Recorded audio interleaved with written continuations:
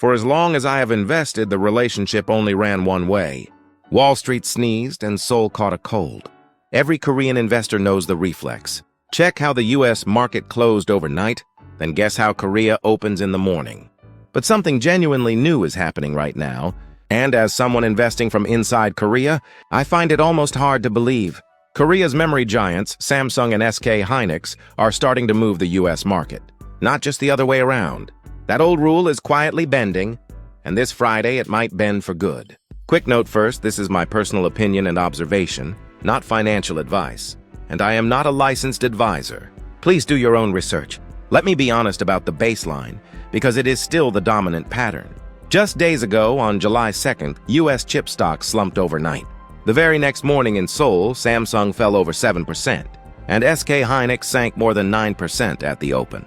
It was so violent it triggered an emergency trading halt on the KOSPI, Nasdaq weakness spilling into Asia. The next session has been the textbook pattern for decades. That part is still very real.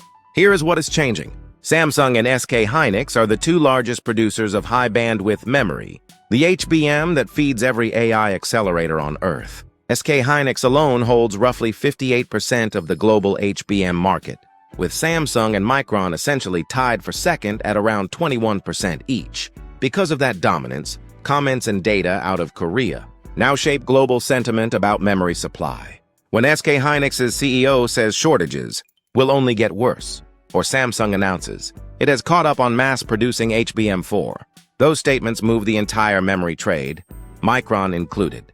The market treats Korea's two giants as the bellwether for the whole industry's supply and demand. And here is the development that could make this permanent. SK Hynix is listing American Depositary Receipts directly on the Nasdaq, under the ticker SKHY, with trading set to begin this Friday, July 10th.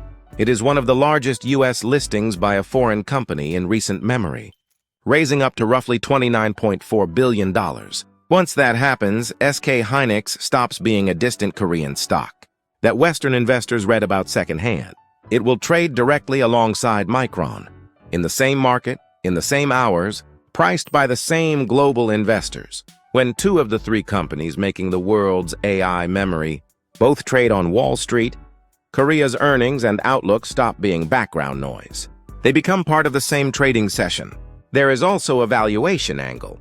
SK Hynix trades at a striking discount to Micron. Despite arguably having the stronger HBM position, a forward price to earnings of roughly 8 times against US peers priced far richer. As the Nasdaq listing forces a direct comparison, the gap is expected to narrow, which means US capital may increasingly flow based on how Korea's memory giants perform, not the reverse. So was my instinct today correct? Yes, but with a caveat. This new Korea to US channel is emerging, not yet dominant. It is layered on top of the old pattern. A rally driven by Korean announcements can lift US pre-market on the same day, and a Wall Street sell-off can still hammer the KOSPI the next morning. Both run at once now. But the Korea to US direction, which barely existed a few years ago, is the genuinely new and growing part of the story. I have to admit, there is something almost funny about this. For those of us who have invested in Korea for years, Korean retail investors call ourselves gammy, which means ants. And every single morning, we ants would check the US close. Before deciding whether to buy or sell, America was the fortune teller and Korea just went along for the ride. Watching Samsung and SK Hynix start to influence Micron, even partially, feels like a small but real reversal of that old hierarchy. Korea spent decades reacting to America's memory cycle.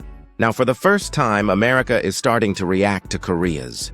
For anyone holding memory on either side of the Pacific, whether that is Micron directly or a KOSPI 200 covered call, ETF, like the ones I hold, this two-way link means the whole memory trade increasingly moves as one unit. A hot HBM comment out of Icheon can ripple into Micron's pre-market, and a US tech sell-off can still slam the KOSPI by breakfast in Seoul. And honestly, this is why I think the memory story only gets more exciting from here.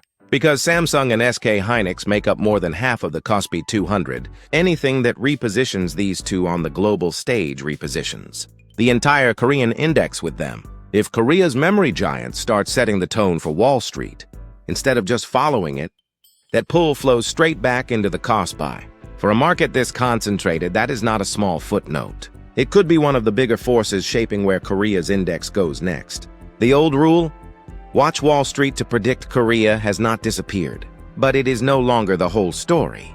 With SK Hynix about to trade directly on the Nasdaq, and Korea's two giants controlling the global HBM narrative, Korean memory stocks are increasingly capable of moving the very US market that used to move them. As a Korean investor watching this in real time, I think it is one of the more quietly historic shifts in global markets right now. And one more time, sincerely, this is just my personal read. Cross-market patterns can weaken, strengthen, or reverse without warning. Do your own research and talk to a licensed professional. If you want my breakdown the moment SKHY starts trading on Friday, subscribe. And tell me in the comments, is the tail finally wagging the dog? See you in the next one.